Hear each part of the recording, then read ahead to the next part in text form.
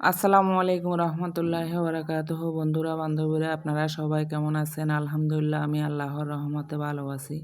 তো আজকে চলে আসলাম আমি আবার রান্না বান্না নিয়ে। এখানে যেগুলা দেখছেন এগুলা হয়েছে যে কলমি শাক। আমি ওই যে গ্রাম থেকে কলমি শাক নিয়ে আসছিলাম, একটা ভিডিওতে দেখাইছি। তো এখন আমি কলমি শাক ভাজা করার জন্য এখানে পেঁয়াজ, এই যে কলমি শাক ভাজা খুব পছন্দের। তো এখানে পেঁয়াজ, রসুন, কাঁচামরিচ তেলে ভাজা করে ফেলছি প্রথমে, পরে হলুদের গুঁড়ি আর যে মশলা দিলাম, আর কিছুই দিলাম না। এগুলো আমি তেলে ভাজা করি। এখন আমার শাক রান্না করে ফেলবো। কলমি শাক ডাল দিয়ে রান্না করলেও মজা আছে, ভাজা করলেও মজা আছে। আমার কাছে কিন্তু ভাজা করলে মজা লাগে। আমার কাছে রান্নাটা তেমন একটা ভালো লাগে না। অনেকে কিন্তু আবার রান্না করিও খায়, কিন্তু আমার কাছে রান্না থেকে ভাজা ভালো লাগে কলমি শাকটা। আরও এগুলা গ্রামের একদম ফ্রেশ তাজা কলমি শাক। বাজারে যেগুলা উঠে এগুলা হয়েছে যে হাইব্রিড, অনেক বড় বড় পাতা। এগুলা তো গ্রামের।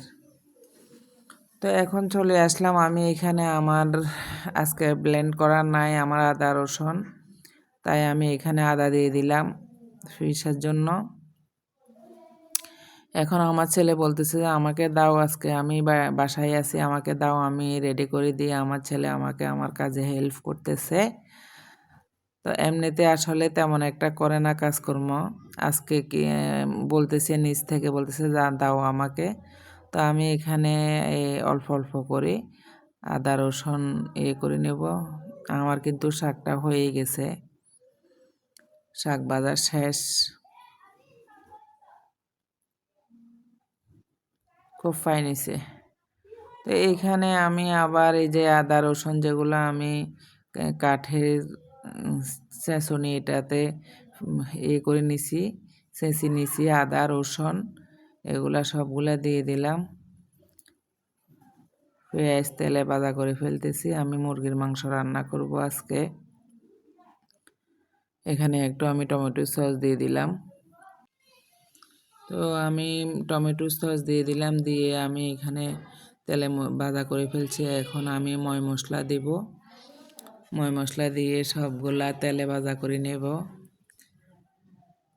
তো আপনাদের কার আজকে কি রান্না চলতেছে? আমার আজকে শাক ভাজা আর মাংস রান্না।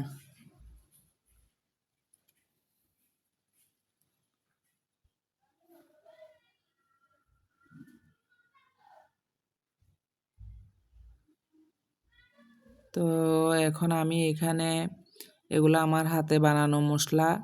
আমি এখানে অনেক রকমই মশলা অ্যাড করে আমি নিজের হাতে ঘরে রেডি করছি। তাই আমি মুরগির মাংসতে এলাচ, দারচিনি, লং, গোলমরিচ এগুলো আমি দিই না, কারণ আমার এই মশলার মধ্যে সব কিছু দেওয়া আছে, A to Z বাইশপত মশলা সহ সব কিছু দেওয়া আছে। তো আমি মাংস রান্না করলে আমি এগুলা দিয়ে দিই।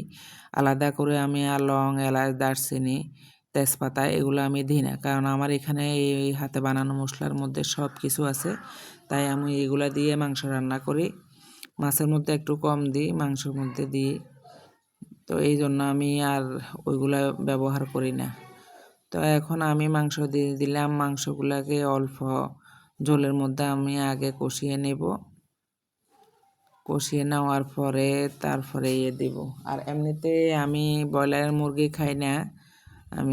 এইগুলা আমি না খাইলে কি হয়েছে, আমার বাসার বাকিরা তো খায়, এই জন্য আমি আজকে রান্না করতেছি। মা বাবা আছে, আমার ছেলে আছে, ওরা তো সবাই খায়। তো অবশেষে আমার মাংস হয়ে যাচ্ছে। তো আপনারা আমার ভিডিও ভালো লাগলে লাইক, কমেন্ট, শেয়ার এবং সাবস্ক্রাইব করে আমার পাশে থাকবেন ইনশাল্লাহ। আর আমিও আছি আপনাদের পাশে, সব সময় থাকবো। আল্লাহ হাফেজ। আসসালামু আলাইকুম।